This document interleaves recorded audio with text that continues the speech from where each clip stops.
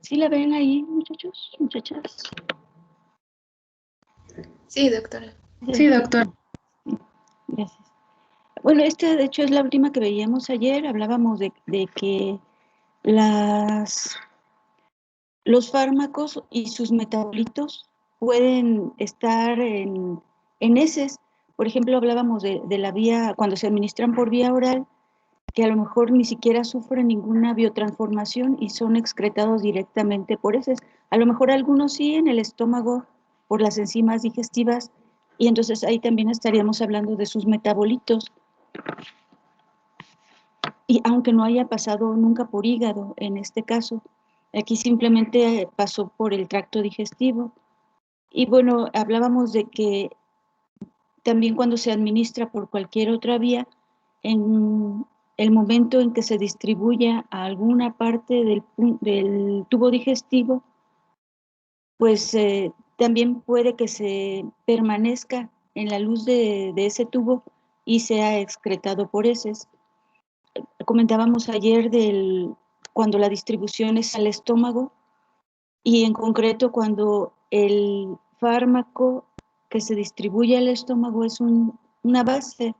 Aquí sí la diferencia entre los vasos sanguíneos, entre la sangre y el contenido del estómago, pues es muy grande. Aquí estamos hablando de pHs muy ácidos y acá pues más neutrales, alrededor de 7 y alrededor de 1, 3 o hasta menos.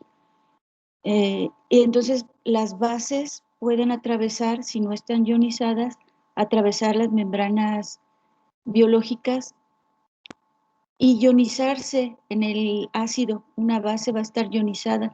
Esta pues es más difícil que regrese, que se reabsorba, al menos en el estómago. Aquí lo que les comentaba es que se aprovecha esta característica del estómago para hacer lavados gástricos. Generalmente o se hace que pase más rápidamente utilizando laxantes o más comúnmente lo que propiamente sería el lavado gástrico con una sonda, extraer el contenido del estómago para que no alcance el duodeno donde cambia drásticamente el pH, se va alcalinizando y entonces recuperarlo. O también con eméticos induciendo el vómito, que también es una práctica muy común. Entonces, esto se aprovecha para eliminar fármacos o sustancias en general que tengan esta naturaleza alcalina, que se ionizan en el estómago y que pueden provocar una intoxicación. Sería como una manera de contrarrestar la intoxicación, una manera de eliminar más rápido, ayudar al sistema a eliminar más rápido el fármaco que está en sobredosis o un tóxico. Es como el tratamiento de desintoxicación. Y bueno, comentábamos, pues igual puede suceder que en la distribución llegue, por ejemplo, a glándulas salivales o algún otro tejido. Este es otro sistema que también está muy relacionado con lo anterior y con algunos aspectos que ya hemos visto. Es el sistema hepatobiliar, también es la eliminación a través de las heces, pero aquí también pudo suceder que el fármaco llegó por cualquier vía al hígado, ya sea directamente pues del aparato digestivo cuando se administró por vía oral.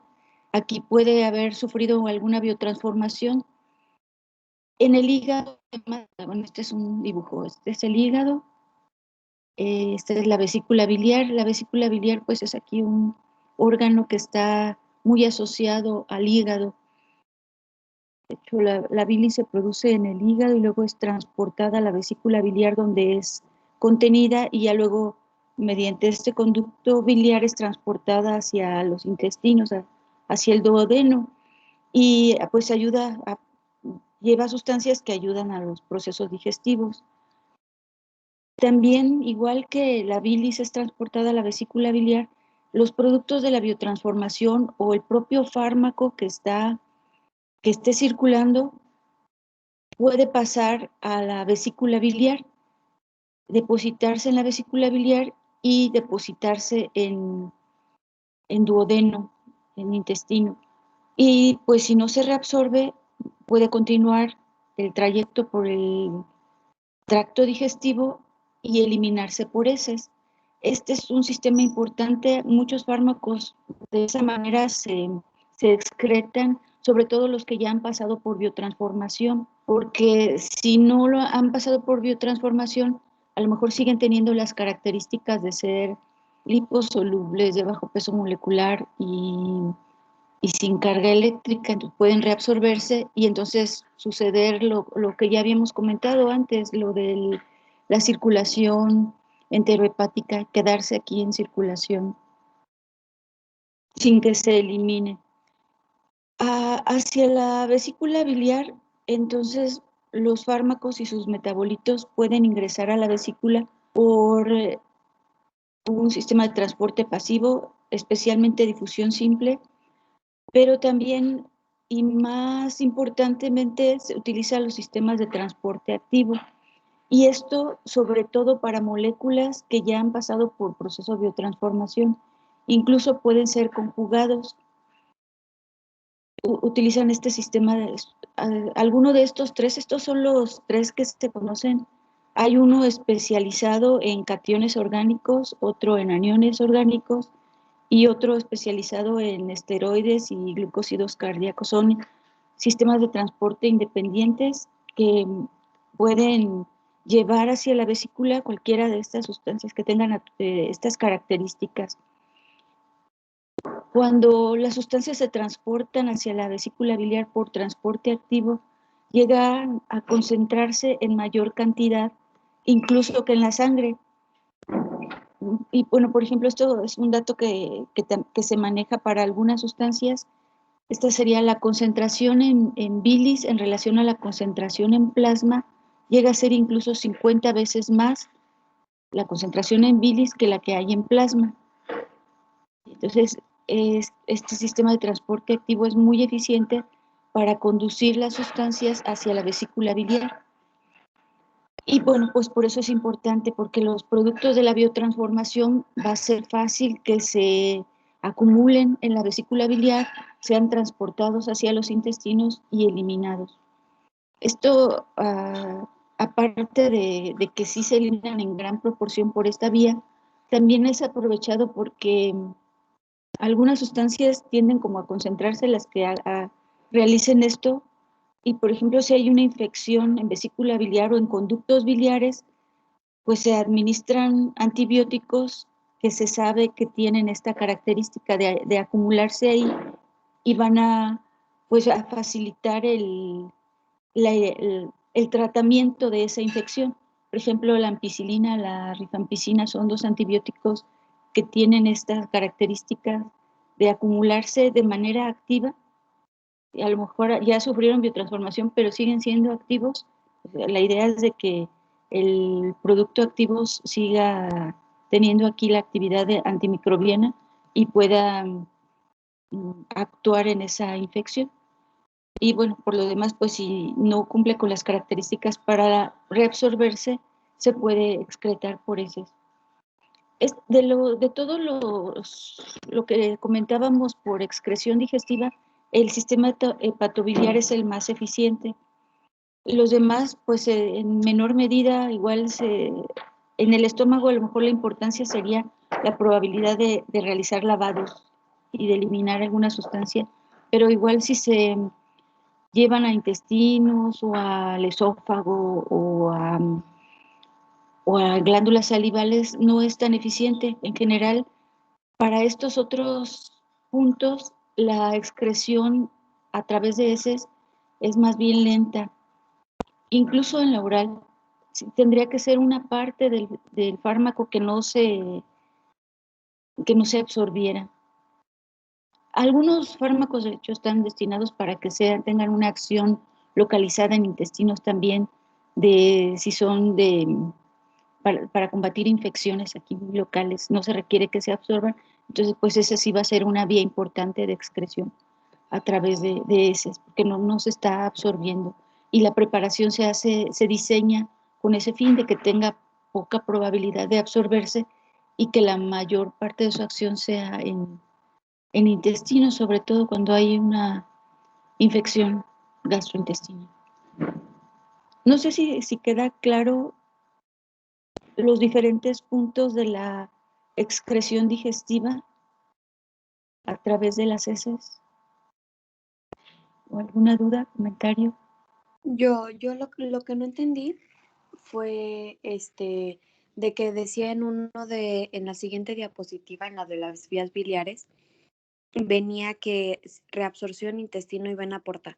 Y eso no sé si me confundí o si lo que no se reabsorbe en la vesícula biliar se regresa a estómago por la vena porta y después se va por heces, o cómo A ver, funciona. voy a explicarlo de nuevo, a ver si... Eh, igual, como ya lo habíamos comentado, cuando se administra un fármaco por vía oral, recuerdan que la idea es que pase al sistema para que se dé la distribución, pero tiene un problema la vía de absorción a través del aparato digestivo, porque está esta vena porta que conduce directamente al hígado. Y bueno, hay otros vasos capilares que conducen a la circulación sistémica y también a través del hígado. Sería como que pasa primero, esta vena porta es como un conducto directo de los intestinos, incluso del aparato gastrointestinal. No tengo aquí muy cerca la diapositiva, pero desde el estómago hasta los intestinos, muy abajo en los intestinos, incluso todavía en el recto, están los vasos capilares que conducen hacia esta vena porta. Esta vena porta tiene un flujo directo hacia el hígado. Si se administran fármacos por vía oral o cualquier fármaco que por cualquier razón esté aquí en este punto, en algún punto del aparato digestivo, puede ser conducido hacia la vena porta o a través de la vena porta hacia el hígado. Ahora, pensamos ahorita, y era lo que hablábamos cuando explicábamos lo de los problemas de la vía oral, que puede pasar hacia la vena porta y luego regresar por estos conductos biliares nuevamente al intestino. Este sí está conectado en el duodeno. Entonces, pasaría aquí y luego regresa. Y se queda esta circulación enterohepática, aquí lo puse, circulación enterohepática. Pero el otro aspecto, y es lo que queríamos abordar aquí, es cómo ayuda a la vesícula biliar a que se eliminen por heces algunas sustancias. Entonces, productos que llegaron al hígado. Entonces, a través de los conductos que llevan sustancias del hígado a la vesícula biliar, incluso la bilis, que más bien son vasos capilares que tienen esta conexión, van a hacer que los fármacos que estén en circulación hepática sean transportados a la vesícula biliar. Y entonces los fármacos y sus metabolitos, aquí por difusión simple, transporte activo, son conducidos a la vesícula biliar y entonces regresan al duodeno. Ahora, si tiene la suficiente, si no cumple con las características de reabsorberse, si al llegar a la vesícula biliar y pasar a los conductos biliares sigue siendo lipofílico, de bajo peso molecular y sin carga eléctrica, es muy probable que se reabsorba y entonces estaríamos en este fenómeno de circulación enterohepática. Pero si no, si ya es hidrofílico, que es mucho de lo que sucede con esta biotransformación, incluso les decía de fase 2, productos conjugados pueden transportarse a la vesícula, eh, llevan a ser productos de mayor tamaño, van a ser hidrofílicos y probablemente ni siquiera, muy probablemente algunos de ellos tengan carga eléctrica. Entonces, este evento no se va a dar y va a continuar con ese. Esto de la vena porta es nada más para aquellas sustancias, fármacos o metabolitos que estén en este punto y que cumplan con las características de atravesar por difusión simple, para que sean transportados nuevamente hacia el hígado. Sí, no sé si quedó un poco más claro. Sí, y ahora sí, muchas gracias. Sí, sí. No sé si tengan alguna otra duda con respecto a esto. Yo tengo una. Sí. Es sobre la vesícula biliar. Uh-huh. Tengo entendido que cuando la bilis está ahí, se va reabsorbiendo, por así decirlo, componentes de la bilis. Uh-huh. ¿Es a lo que se refiere con difusión simple y transporte activo? Sí, el paso de la... Se supone, bueno, que la bilis en realidad es producida en el hígado y entonces es transportada hacia la vesícula biliar, que es donde se acumula, que es un órgano que está aquí muy pegado al hígado. Pero igual que la bilis, eh, que está siendo conducida o de alguna manera transportada hacia la vesícula biliar, también las sustancias que están aquí, que fueron biotransformadas, que también aquí es como una circulación, son vasos sanguíneos, todo esto. Entonces, la conducción de las sustancias que fueron biotransformadas va a ser igual, pero lo que conduce a la vesícula biliar, todo lo que, más bien el transporte hacia la vesícula biliar puede ser por difusión simple o transporte activo. Entonces, si la bilis es conducida a la vesícula biliar, pero también otros productos que estén en el hígado, que estén aquí en estos vasos sanguíneos del hígado y van a ser conducidos a la vesícula biliar por difusión simple, principalmente entre los sistemas de transporte pasivo es difusión simple o por algún sistema de transporte activo. Sí, no sé si estás de acuerdo o si quedó claro o si era la pregunta por ahí. Sí, o sea, sí lo entendí. Se refiere más al transporte del hígado a la vesícula. Ajá, sí, exactamente. Estos sistemas de transporte son del hígado a la vesícula. Entonces, por eso es que mediante estos sistemas, en la vesícula hay estos tres sistemas de transporte importantes. Entonces, los cationes orgánicos, aniones inorgánicos, todo orgánico, cationes y aniones orgánicos, y los esteroides o glucósidos cardíacos tienen un sistema de transporte especial para conducir hacia la vesícula biliar. Sí, estos sistemas de transporte es cómo se llevan las sustancias desde el hígado hasta la vesícula biliar y cómo ahí es que se acumulan. Y es lo que les comentaba, por ejemplo, sustancias que se transportan por difusión simple, puede haber la misma concentración en sangre que en vesícula biliar. Y aquí tendríamos una concentración similar, pero ya cuando la sustancia utiliza un sistema de transporte activo, como lo hace en contra de un gradiente de concentración, en la vesícula biliar tienden a acumularse más. Entonces, todas estas sustancias de este tipo que sean conducidas por este sistema de transporte activo hacia la vesícula biliar se concentran en mayor cantidad. Incluso puede haber 50 veces más la concentración en vesícula biliar que en los vasos capilares que rodean a la vesícula biliar y que son del hígado y que provienen del hígado, directamente del hígado. Sí, no sé si ahora si quedó claro o si era la duda por ahí. Sí, ya me quedó claro. Gracias. No, de nada. ¿Hay alguna otra duda?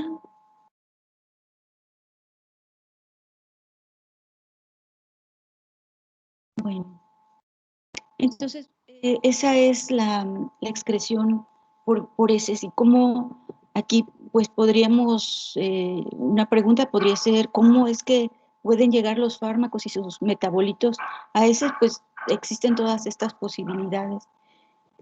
Y pues sí, la más importante sería esta. Bueno, eso con respecto a la excreción por heces. La excreción pulmonar es otra vía de excreción diferente. También es importante en cuanto a cantidad para algunas sustancias, sobre todo los gases y líquidos volátiles, y sobre todo para aquellos que fueron administrados como gases y líquidos que ingresaron más bien por vía pulmonar. Por ejemplo, es una vía muy importante de excreción cuando el fármaco para los anestésicos generales de inhalación, ya ven que son mascarillas, hay los tanques de mezclas de gases, algunos de estos son gases anestésicos, entonces se hace que el paciente aspire una cierta concentración del anestésico, el anestésico pasa por vías respiratorias, llega hasta los alvéolos y de ahí difunde a la sangre, y de la sangre pues en realidad pasa al sistema.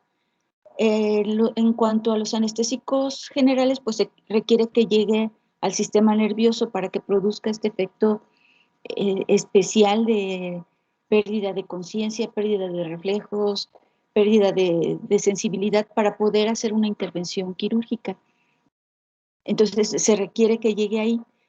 Cuando se termina de hacer la intervención quirúrgica, pues lo que se hace es ir retirando la cantidad del anestésico y que el paciente, entonces va a haber una concentración diferente, va a ser ahora menor. En un principio, cuando se estaba administrando, la concentración del anestésico era mayor afuera que en el interior del organismo. Estaban los tanques de gas. Ahora, si se retira ese tanque de gas, pues ahora la concentración va a ser mayor adentro y el movimiento va a ser a favor de un gradiente de concentración. Esto es por difusión simple, entonces, en un transporte pasivo. El gas que está en, en el sistema nervioso central y en los otros tejidos donde eh, se haya distribuido, va a regresar hacia la circulación sanguínea y va a difundir a través de los alvéolos, aquí está medio alvéolo, están los vasos capilares, está el alvéolo, entonces en ese caso el anestésico local que está en circulación va a pasar a los alvéolos y va a salir hacia, pues hacia el exterior, va a ser excretado y se dice que es por expiración, es el aire que expulsamos, es el aire expirado. Entonces, pues esto es muy común en este tipo de, cuando la administración además fue por esta vía. Igual funciona también para otros líquidos volátiles, a lo mejor los podemos consumir como líquidos y con la temperatura corporal alcanzan a volatilizarse. Entonces, a lo mejor alcanzaron a distribuirse a los tejidos, pero ya con esa temperatura como que volatilizan. Y entonces, en ese proceso de redistribución, llegan en algún momento a los alvéolos y son expulsados mediante la expiración. Hay diferentes sustancias que tienen estas características que no necesariamente ingresaron como gases o como de manera aspirada. Y bueno, el ejemplo, este también es un ejemplo clásico, el alcohol, y es el principio del alcoholímetro. El, el alcohol ingresa al organismo, aquí en ese caso ingresa por vía oral, es absorbido en diferentes puntos del aparato digestivo, en especial el intestino delgado, es absorbido, pasa al sistema, se distribuye, en algún momento llega al cerebro, hace su efecto y en algún momento va a reabsorberse, va a regresar a la circulación y en esa redistribución puede pasar a los alvéolos. En cuanto al alcohol, pues una parte va a ser excretada a través de orina, pero esta también es una vía importante. Parte de lo que está en circulación va a pasar a los alvéolos y va a ser expirado. Entonces, es lo que se hace con el alcoholímetro. Se hace que no sería el paciente, la persona sople a un aparato, entonces está expulsando ese alcohol y el detector, el alcoholímetro, tiene dos electrodos, un de platino, entonces se produce es un sistema electrónico, lo que hace es oxidar al alcohol y en esa oxidación se genera una corriente eléctrica dependiendo de la concentración de alcohol que hay en el aire expirado, se genera una intensidad de corriente eléctrica que es detectado por el aparato, tiene un sensor de esta corriente. Y bueno, hay diferentes sistemas. Este es uno, es el que más comúnmente se utiliza, y simplemente lo que hace el aparato es oxidar al alcohol, que una oxidación electroquímica que se está expirando. Entonces eso pues también es una manera de demostrar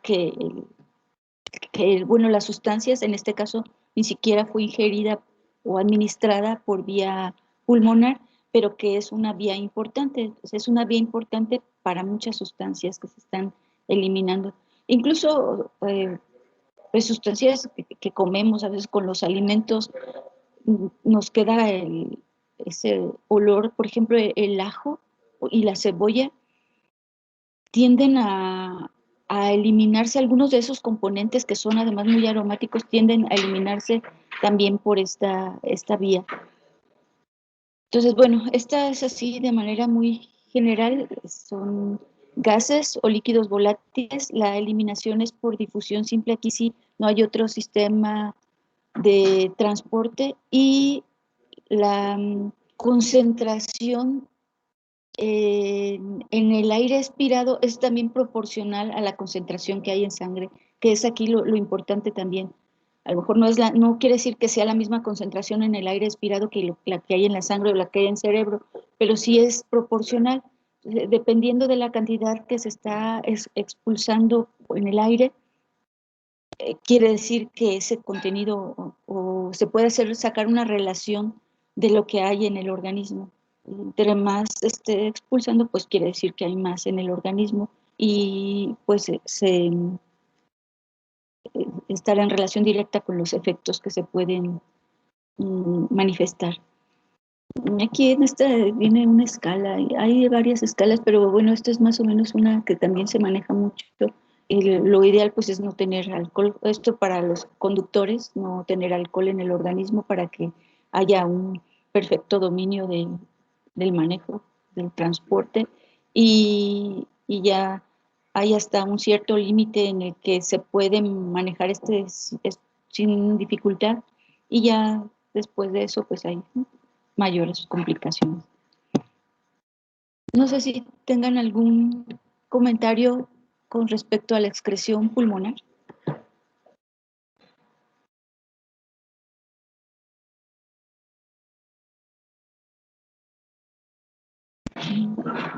Parece que no. Bueno, esta es otra vía de excreción. Ya les había comentado también, pues casi todas nuestras secreciones pueden llevar un poco del fármaco o de sus metabolitos. La leche materna, aquí se habla de un filtro, pero igual en realidad no es un filtro. Lo que esté circulando en sangre casi llega a pasar, no hay realmente un filtro. Hay sistemas de transporte, difusión simple, también hay transporte activo que llevan las sustancias que estén en circulación hacia la leche materna. Aquí la importancia no es tanto para la mamá que está lactando como para que se vaya a desintoxicar, porque en realidad son muy pequeñas cantidades. Es solamente, y comparado con lo que se puede eliminar por orina, pues es realmente una muy pequeña cantidad. Aquí es importante porque algunas sustancias, aún en esa pequeña cantidad, si se les da al bebé, que es un bebé pequeño, a lo mejor, y entre más pequeño hablábamos no tiene completo su sistema de excreción, y como vamos a ver, bueno, más bien de biotransformación, y como vamos a ver tampoco de excreción, es más fácil intoxicarlo aún con esas pequeñas cantidades. Y hay algunas sustancias que a lo mejor no sucede nada con esas pequeñas cantidades porque no son tan tóxicas para el bebé. El problema es con aquellas sustancias que sí son tóxicas para el bebé, porque aún con esas pequeñas cantidades va a suceder esto. Y también tienden a acumularse más con algunas sustancias que son de naturaleza básica, aunque no es tan importante porque la diferencia entre la leche y la sangre no es tan diferente, pero sí el pH de la leche es ligeramente más ácido que el de la sangre. Entonces también tienden a acumularse ligeramente más los fármacos y los metabolitos de naturaleza alcalina. Las bases débiles tienden a acumularse más en leche y son las que se pueden eliminar por la leche y pues administrárselas al bebé mediante la lactancia.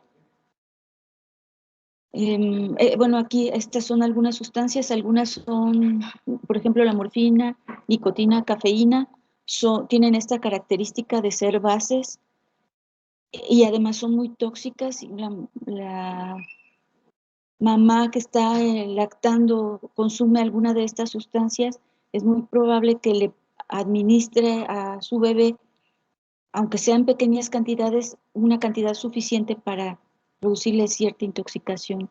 Incluso hay bebés, la morfina es una sustancia un fármaco, bueno, es utilizado como fármaco, como analgésico muy potente, pero también tiende a generar dependencia, tolerancia, y es utilizado también a veces de manera abusiva sin que tenga la indicación como analgésico. En ese caso, mujeres adictas pueden intoxicar a su bebé y el bebé va a genera grandes problemas de dependencia y de tolerancia. Y bueno, esto después lo vamos a ver, pero por ahí ya me habían hecho alguna pregunta que tenía que ver algo con esto. La morfina es una de estas sustancias que no puede suspenderse su administración por procesos farmacodinámicos que después vamos a ver, porque se genera un síndrome de abstinencia. Entonces, la persona que está acostumbrada a consumir morfina y la suspende drásticamente, puede sufrir el síndrome de abstinencia.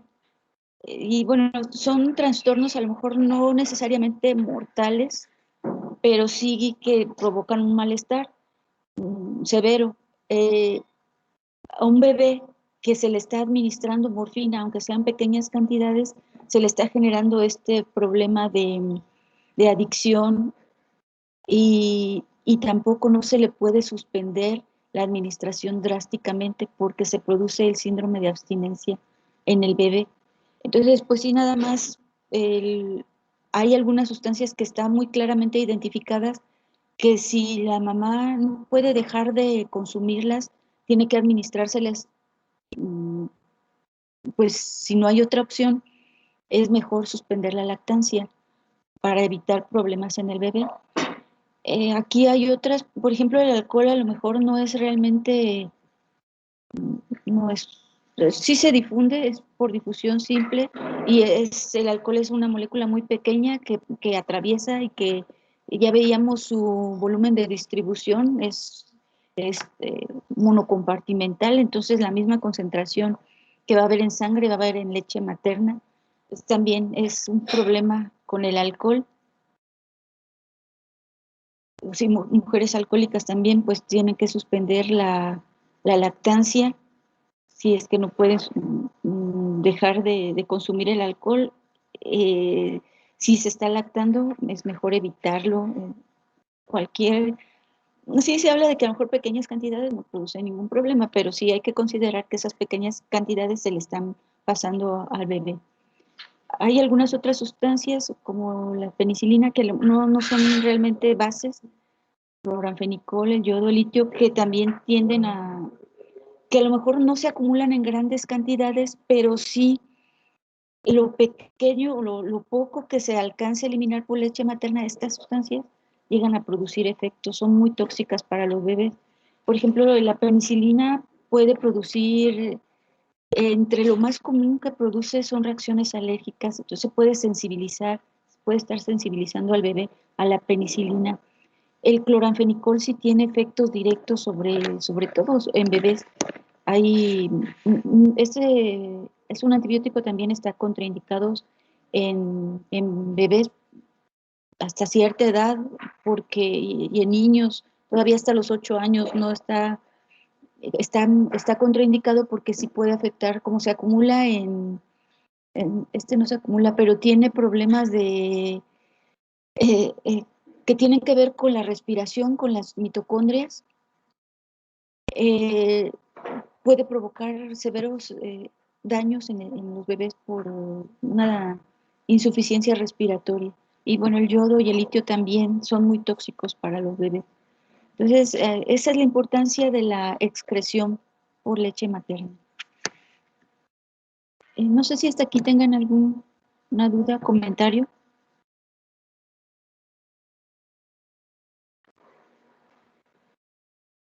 Bueno, esta es otra, bueno, nada más por mencionar, y como les comentaba, o todas nuestras secreciones pueden contener algo del fármaco, de sus metabolitos. Incluso ya habíamos hablado de la saliva, más bien todas estas otras secreciones son utilizadas como vía a veces más bien de detección, como la saliva. En algunas sustancias pues se excretan en la saliva, que se excretan por la saliva, a veces tienen incluso la misma concentración que en sangre y bueno, pueden ser analizadas ahí, o incluso algunas que también es algo parecido a la vesícula. Hay transporte activo que lleva las sustancias hacia las glándulas salivales y también algunas sustancias se concentran en mayor proporción en saliva que en la sangre. Y bueno, es un poco la importancia igual. Al final de cuentas, pues el fármaco y sus metabolitos van a tender a salir por todas las vías que se pueda. Aquí, bueno, en la imagen está el ajo que les comentaba, la cebolla que también les comentaba con respecto a la respiración. También muchas de algunas de las sustancias que contienen estos alimentos son muy olorosas y tienen una amplia distribución. Pues pueden excretarse por orina, pueden excretarse por vía pulmonar y todas nuestras secreciones. Entonces, a veces alguien que consume mucho ajo puede estar excretando por el sudor y tiene un olor característico. También de algunos medicamentos, si alguien que se medica tiene también un olor característico por esta excreción a través del sudor. Incluso también el alcohol tiene este problema. Entonces, no solamente a través del aire, sino por el sudor es muy común que algunas sustancias se excreten por esta vía. También por lágrimas.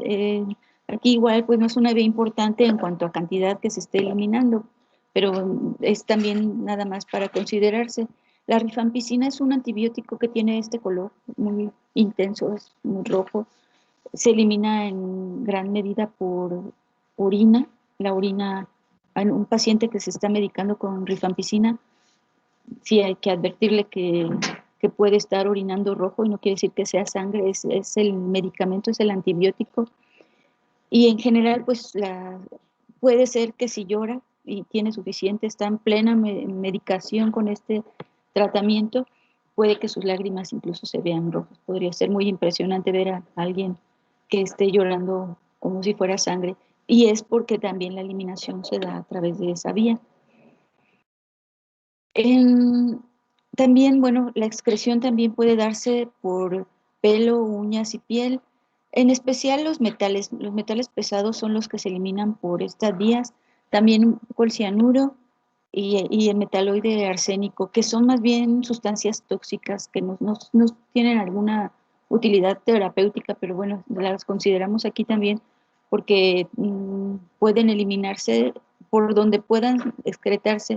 Aquí en pelo, uñas y piel ha sido más la utilidad como forense para detectar la presencia de sustancias en el organismo sin tener que hacer eh, pues el análisis directamente en los tejidos. Puede hacerse en cabello, se utiliza mucho o en uñas. Pongo aquí el ejemplo de Napoleón Bonaparte porque él se ha creído mucho tiempo que fue envenenado con arsénico y originalmente pues ya hace mucho tiempo que él murió, pero todavía en este siglo, a principios del 2001, a principios de este siglo, todavía se hicieron análisis de su cabello que se tenía por ahí de reserva. Le cortaban el cabello y lo guardaban. Entonces hay cabello de él guardado de mucho tiempo y se han hecho análisis y sí se ha identificado arsénico en su organismo. Y ya bueno, también ha habido cabello de cuando era niño y de otras etapas de su vida, y también se detectó altas concentraciones de arsénico en su cabello. Y luego se analizó también el cabello de su esposa y de sus hermanos y de sus hijos, y todos tenían arsénico. Entonces no se está muy convencido de que la muerte de Napoleón Bonaparte haya sido por envenenamiento, porque al parecer a lo largo de toda su vida estuvo expuesto y toda la familia estuvieron expuestos a arsénico. Entonces, bueno, esas son algunas de las vías. No sé si tengan alguna duda. Es temprano, faltan 5, pensé que era más tarde.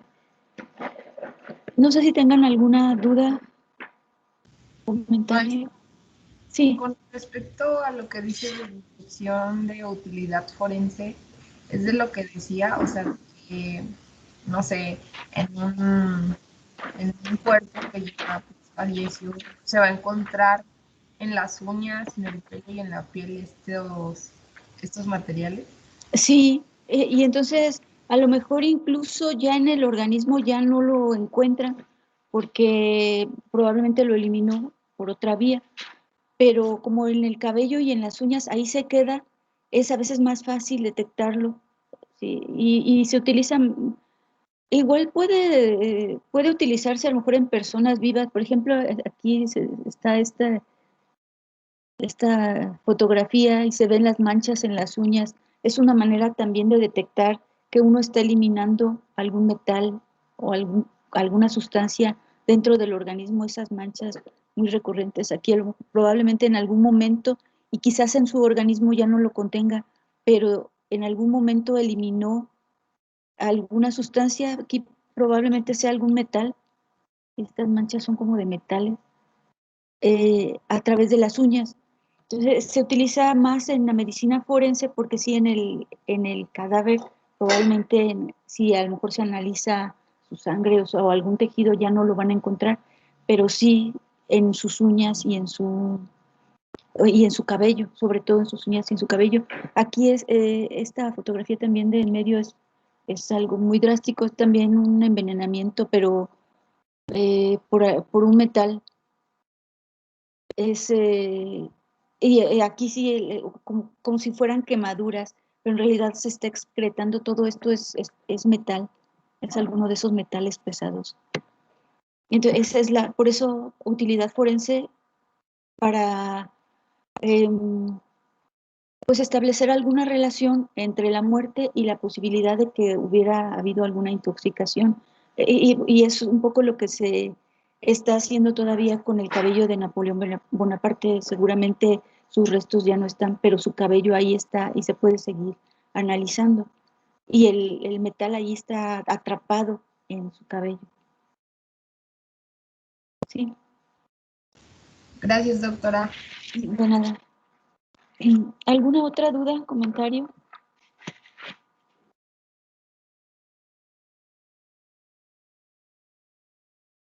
Bueno, aquí también en cuanto a la excreción, también hay varios factores que condicionan la excreción de los tóxicos. Igual hemos estado viendo factores que condicionan cada uno de los procesos farmacocinéticos. En cuanto a la excreción, vamos a hacer una división de efectos fisiológicos e interacciones farmacológicas. La presencia de más sustancias, ¿cómo pueden interferir? Entre los factores fisiológicos, estos serían algunos. Está la edad, el embarazo y patologías. Y bueno, como vamos a ver, pues en general, como que se hace más referencia a factores que afectan la eliminación renal. La mayoría de ellos, aunque, bueno, vamos a mencionar algunos otros, pero en este caso, sobre todo se habla de la excreción renal. Igual esta fotografía, este dibujo ya lo había puesto antes, porque también tiene que ver con la edad, la biotransformación. Pero también en niños menores de 1 mes, los sistemas de secreción tubular están inmaduros. Entonces ahí sí, casi todo lo que se elimina es por filtración y entonces puede haber mucha reabsorción. Si es que, igual si no hay biotransformación adecuada, puede haber mucha reabsorción. Pues la secreción tubular, pues aseguraría que se estuvieran secretando algunas sustancias, mm, a lo mejor hidrofílicas, a lo mejor de mayor peso molecular por secreción tubular, y aquí no se puede, no, va a ser todo lo que pase a los túbulos va a ser simplemente por filtración en estas personas menores de 1 mes. Y en mayores de 60 años también empieza a decrecer la masa renal.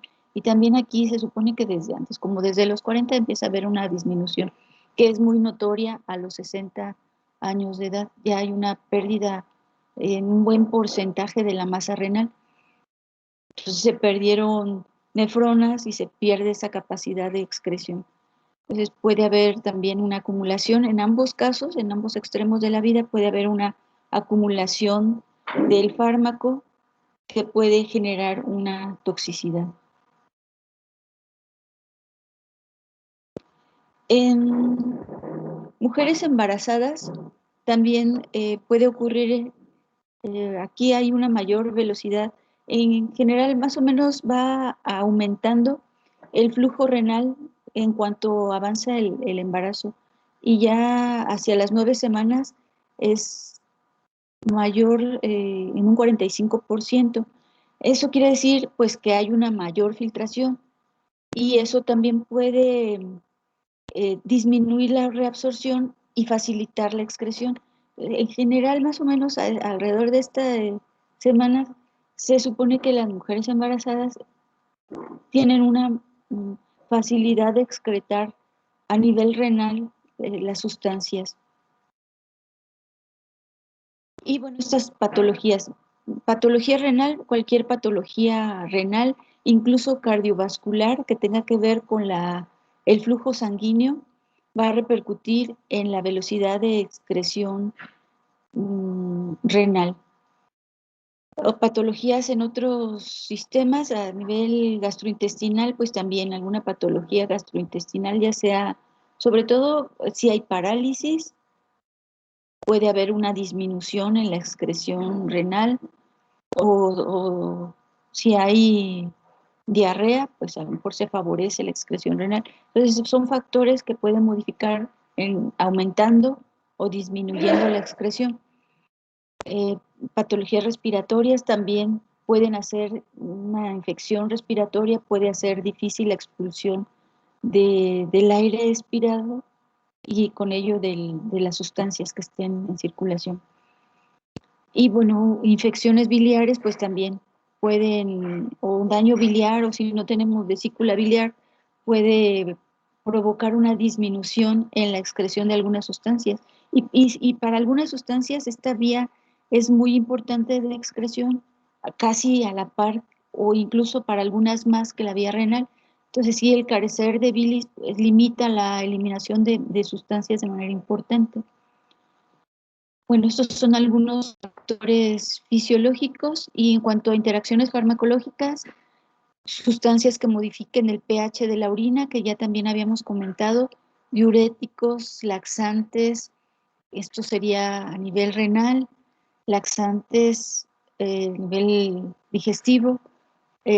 Hay fármacos que provocan una retención de líquidos, entonces también se limita la eliminación de líquidos y de sustancias.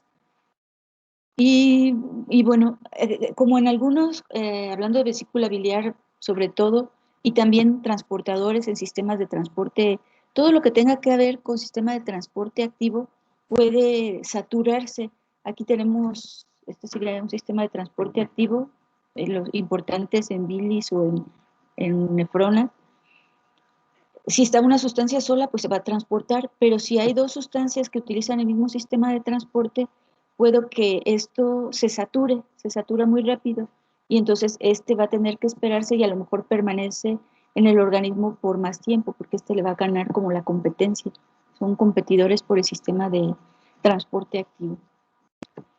Y eso sería hasta aquí esta parte. No sé si tengan alguna duda o comentario. Y hasta aquí dejamos con la presentación.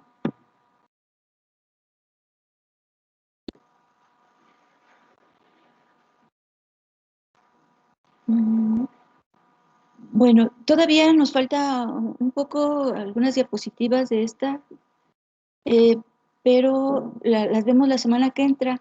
El lunes vamos a hacerle igual, vamos a dejar una actividad en el aula virtual para que ustedes entren el lunes, la realicen y nos veríamos por el Teams hasta el martes. Sí, no sé si tengan algún inconveniente con eso o estamos de acuerdo todos.